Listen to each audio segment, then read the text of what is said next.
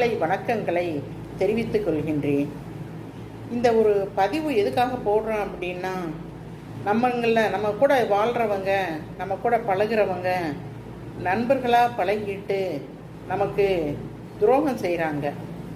அவங்கள நமக்கு துரோகம் செய்கிறவங்கள நம்மளால் ஒன்றும் பண்ண முடியல. ஏன்னா அவங்க வேறு தீய செயல்களில் ஈடுபடுறவங்களாக இருக்காங்க.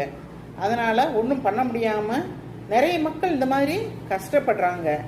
அந்த மாதிரி துரோகம் செய்கிறவங்களுக்காக இந்த ஒரு கதை. இந்த கதையை பொறுமையாக கேளுங்க. இது நல்லவங்களுக்காகன்னு இல்லை, அடுத்தவங்களுக்கு தீங்கு செய்கிறவங்களுக்காக. பட் ஆனால் எல்லாரும் இந்த கதையை தெரிஞ்சுக்கணும். இந்த கதையை நான் யூடியூப்பில் தான் ஆன்மீக சிறுகதைகள் அப்படிங்கிறதுல தான் இந்த கதையை நான் பார்த்தேன். இந்த கதையை நான் படித்தேன், பார்க்கல. இந்த கதையை நான் படித்தேன். அதை